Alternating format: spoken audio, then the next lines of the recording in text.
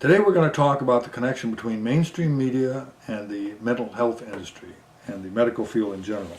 We have a story here in the San Francisco Chronicle, a Hearst Corporation paper, New Focus on Law to Help Mentally Ill. It is continued big time on page A7, covers the whole page. Big story. It's pro Laura's Law. Laura's Law has been passed in California, and similar laws have been passed in 44 other states. It's pushed by the National Alliance on Mental Illness and the Treatment Advocacy Center, two advocacy groups that are largely funded by the drug companies and by wealthy individuals. And we have a question. Why would these advocacy groups, together with the Hearst Corporation, get together and push so hard for Laura's Law? What's in it for them? When we look at the Hearst Corporation itself, we come up with a couple of individuals that are of interest. Frank A. Bennack Jr., and he's the executive vice chairman, the former CEO, and they point out in his CV that they are currently involved in an expansion program, and they're buying into the healthcare industry. And one of the industries that they've bought is the New York Presbyterian Hospital and its healthcare system, which has 21 hospitals in it, has institutes, care centers, and a couple of medical schools at Cornell and at Columbia University. So Mr. Bennack is well connected to the healthcare industry.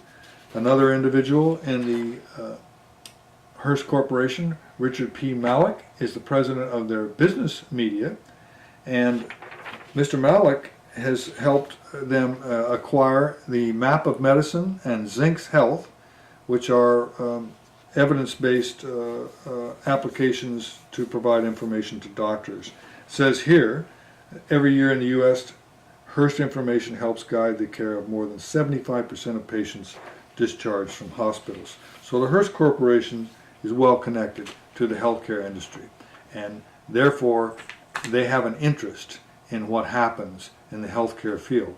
Laura's Law, which is an involuntary medication law, that's the title of it, it's aimed at forcing more people to take drugs. The National Institute of Mental Health says that 23% of the American population is mentally ill in any given month. That's a huge marketplace that opens up if drugs can be provided to these people. And the primary care for mental health is drugs. Neuroleptic drugs, very powerful drugs, drugs that have long-term effects on your health, drugs that affect your ability to reason. These are drugs that can be used easily for social control. And so we need to be very careful about addressing any concern that says we're going to forcibly drug people in the population. So we urge people to look up Laura's Law. Here's the letter from the California Department of Mental Health. It says that it's on the implementation of this law, and it says that the DMH is requiring counties to submit policies and procedures for involuntary medication.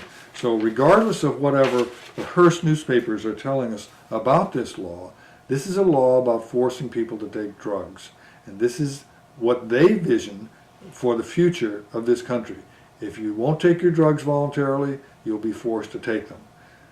Educate yourself about this. Go to our website, look up forced drugging, find out more information about this, and get involved. It could affect you, and it will affect you if it's passed. I'm Roland Angle. Thanks for listening.